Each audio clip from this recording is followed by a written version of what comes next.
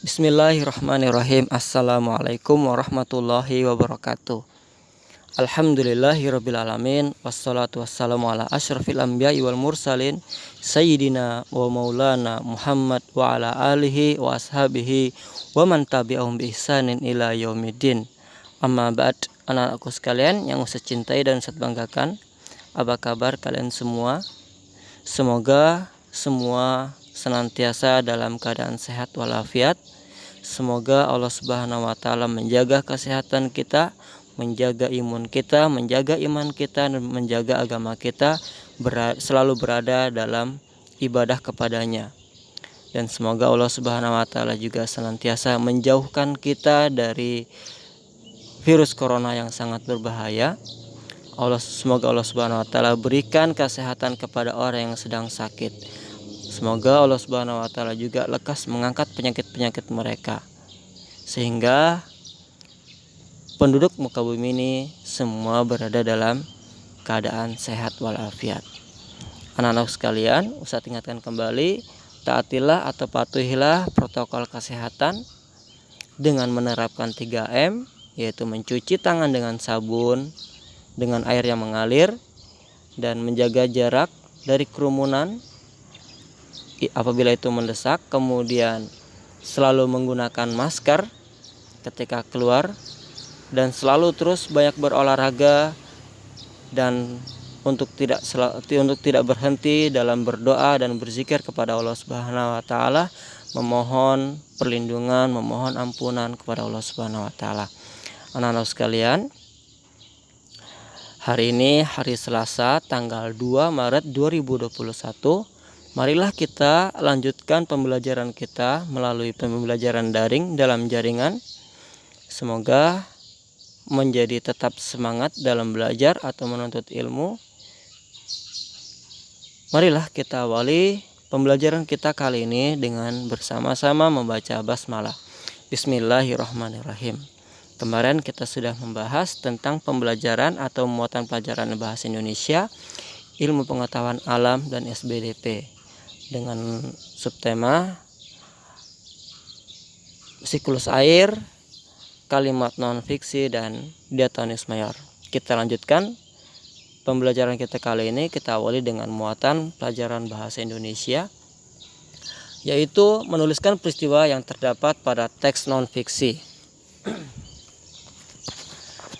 Ya, peristiwa dalam teks non-fiksi dapat ditemukan dengan membaca teks secara seksama. Ya, membaca teks secara seksama itu yaitu dengan membaca di dalam hati atau mengucapkan tanpa bersuara. Kemudian apabila ada kalimat yang belum kita pahami, hendaknya kita membaca berulang kali. Urutan peristiwa dalam teks dapat diketahui dengan cara membaca teks secara berurutan dari awal sampai akhir teks. Dalam mencatat peristiwa, kita dapat memetakan dengan membuat kolom-kolom paragraf atau peta pikiran.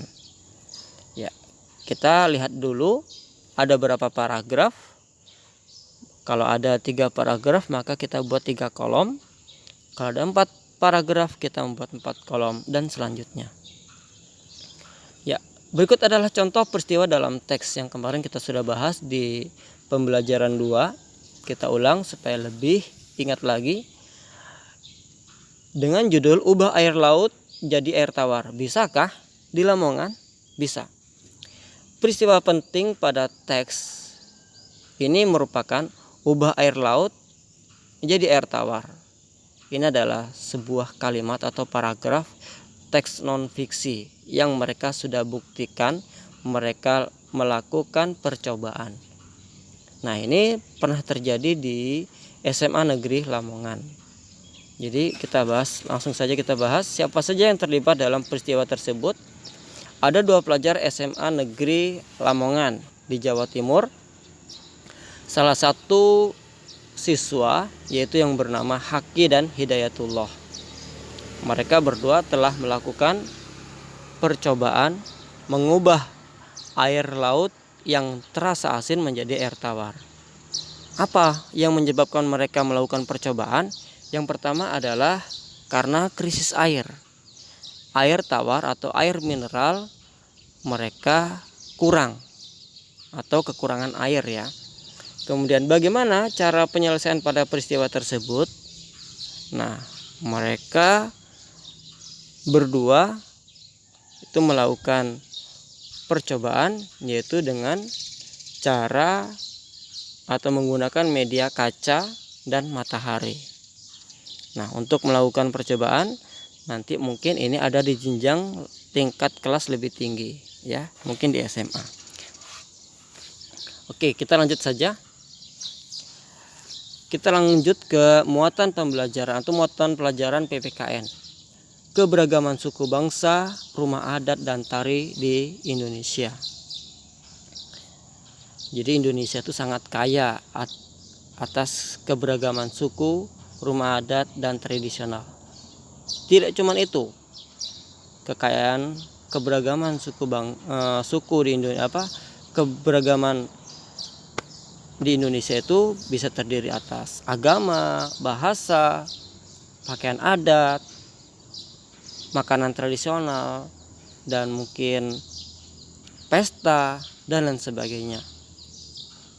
Ya, tiap pulau di Indonesia memiliki keberagaman seperti suku, rumah adat, dan tari tradisional.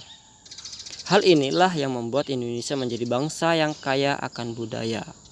Nah, kita harus bangga ya jadi rakyat Indonesia, karena Indonesia itu kaya akan budaya. Kita harus pertahankan, kita harus jaga. We love Indonesia. Kita cinta Indonesia.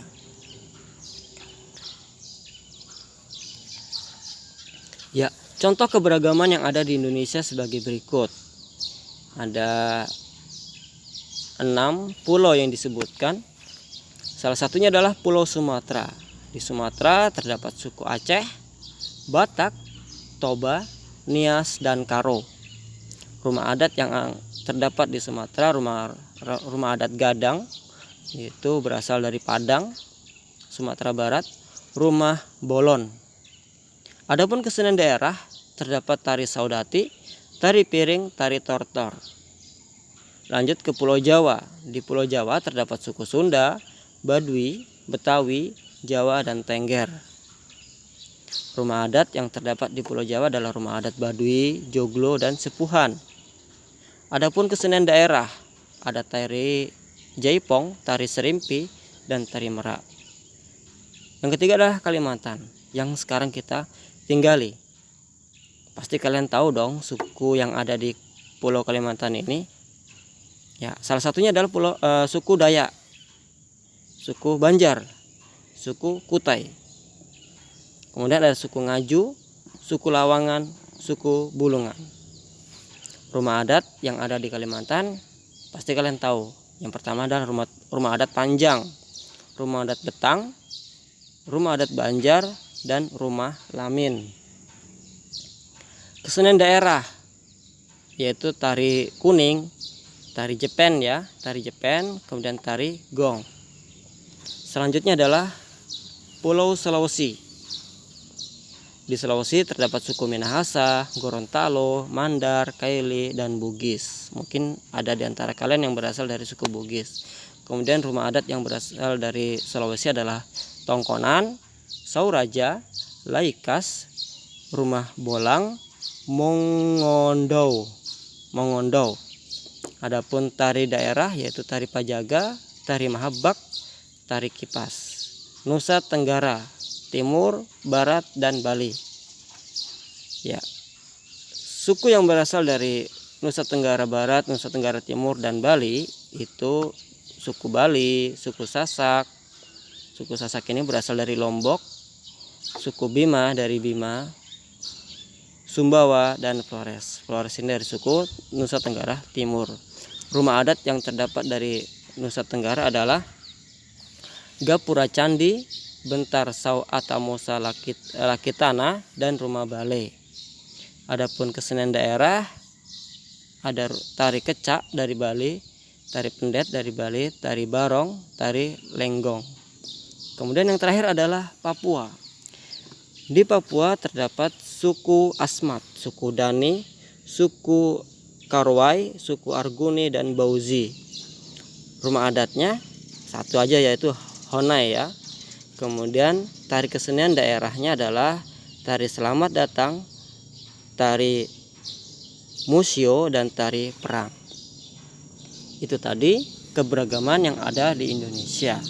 Kita patut bangga, kita patut cintai, kita patut jaga. Ya, kita lanjutkan ke muatan ilmu pengetahuan sosial atau IPS, yaitu jenis-jenis kegiatan ekonomi masyarakat Indonesia. Jadi banyak di Indonesia ini kegiatan ekonomi atau pekerjaan dari masyarakat Indonesia yang saling bergantungan. Berikut adalah contoh-contoh kegiatan ekonomi. Yang pertama adalah petani dan perkebunan. Kemudian yang kedua adalah peternakan. Yang ketiga adalah perikanan. Yang keempat adalah perhutanan. Ya. Dan yang kelima adalah pertambangan. Itu tadi contoh-contoh dari kegiatan-kegiatan ekonomi yang ada di Indonesia. Ya, jenis kegiatan ekonomi masyarakat Indonesia bagian 1. Ya, selain dari bidang agraris, masyarakat juga melakukan kegiatan ekonomi di bidang lain seperti berikut. Ya, perindustrian. Perindustrian ini pabrik tekstil yang ada pada gambar, yaitu sebuah konveksi pakaian. Kemudian perdagangan. Ini terdapat di Pulau Kalimantan Selatan, yaitu pasar apung. Ya. Kemudian adalah di bidang jasa. Mereka ini tidak menjual atau tidak memproduksi, melainkan mereka bekerja karena kemampuan mereka, keahlian mereka dalam memperbaiki kendaraan. Tapi biasanya di sebuah bengkel pun terdapat penjualan, karena mungkin ada salah satu sel ataupun alat yang mungkin rusak pada kendaraan kita yang mereka harus ganti. Oke, kita lanjutkan ke muatan pelajaran bahasa Indonesia. Menuliskan peristiwa yang terdapat pada teks non-fiksi bagian 3. Ya, cara membuat peta pikiran. Kecamkan baik-baik atau perhatikan baik-baik cara membuat peta pikiran. Sebagai berikut. Yang pertama adalah tuliskan satu tema besar pada bagian tengah kertas. Nah, satu halaman kertas masih kosong. Ini akan menjadi tema besar peta pikiran. Kemudian buatlah cabang dari tema tersebut terlebih dahulu. Tujuannya untuk memastikan ada ruang yang cukup untuk menuangkan gagasan dalam bentuk peta pikiran. Itu tadi ya, kita harus perhatikan. Kita buat dulu satu kotak, satu kolom, yaitu berisi tentang judul. Kemudian kita lihat ada berapa paragraf yang ada pada teks tersebut. Jika ada 3 paragraf, maka kita buat cabang 3 kolom. Kemudian apabila ada 4 paragraf dari teks tersebut, maka kita buat 4 kolom, yang nanti kita tuangkan frase-frase ataupun kata-kata yang terdapat dari paragraf tersebut. Selanjutnya, setiap cabang pada peta pikiran haruslah dituliskan dalam bentuk kata atau frase saja. Mungkin pertama judul, kemudian selanjutnya adalah mungkin cara ataupun pengertian dan sebagainya. Ya, kita lanjutkan ke muatan pelajaran PPKN. Pentingnya keberagaman jenis kegiatan ekonomi dalam masyarakat Indonesia. Ini menjadi pembelajaran keempat. Ya, keberagaman jenis di Indonesia memberikan banyak manfaat bagi masyarakat. Dengan jenis usaha kegiatan ekonomi beragam, masyarakat dapat bekerja sama dalam memenuhi kebutuhan sehari-hari. Setiap daerah dapat saling melengkapi kebutuhan satu sama lain. Ya, kita ingat kembali ya, bahwa Indonesia ini adalah ataupun kita ini adalah makhluk sosial yang satu dengan lainnya saling membutuhkan untuk kelangsungan hidup. Oleh sebab itu kita harus menjaga hubungan ataupun kerukunan dengan orang lain dengan baik, tidak saling bermusuhan atau tidak saling membeda-bedakan. Walaupun kita berbeda, kita tetap satu, yaitu menjadi sebuah semboyan bagi Indonesia itu sendiri. Bhinneka Tunggal Ika, berbeda-beda tetap satu. Ya, berikut adalah contoh. Peternak sapi dapat bekerja sama dengan pedagang di pasar sehingga daging sapi dapat dikonsumsi oleh masyarakat di berbagai daerah di Indonesia. Hal tersebut menunjukkan hubungan kerjasama yang terjadi antara kegiatan ekonomi di bidang agraris dan perdagangan. Ya, kita pernah ya makan daging sapi ataupun kambing ya. Nah, kita kan tidak pernah melihara. Kita tidak pernah beternak ayam ataupun bebek. Kita bisa dapatkan di pasar. Karena apa? Kita butuh dengan makanan tersebut ataupun bahan tersebut. Oleh sebab itu kita beli, dan hasil yang uang yang kita bayarkan kepada mereka, mereka akan gunakan juga untuk kebutuhan mereka. Bisa jadi mereka ingin membeli beras ataupun pakaian. Nah, oleh sebab itu ini sebut namanya perputaran ekonomi. Oke, anak-anak sekalian, mungkin Ustadz cukupkan sampai di sini pembelajaran kita. Semoga tetap semangat dalam pembelajaran daring, tidak putus asa, jangan merasa lemah. Ya, Ustadz ingatkan kembali ya, untuk selalu banyak berdoa kepada Allah Subhanahu wa taala, berzikir, mendekatkan diri kepada Allah Subhanahu wa taala agar kita dekat dengan Allah Subhanahu wa taala, dan Allah Subhanahu wa taala pun menjaga kita. Oke, cukup sekian. Kita akhiri dengan bersama-sama mengucap hamdalah alhamdulillahirabbil alamin. Kita tutup dengan doa kafaratul majelis. Subhanakallahumma wa bihamdika asyhadu an la ilaha illa anta nastaghfiruka wa natubu ilaik. Kita akhiri, assalamualaikum warahmatullahi wabarakatuh.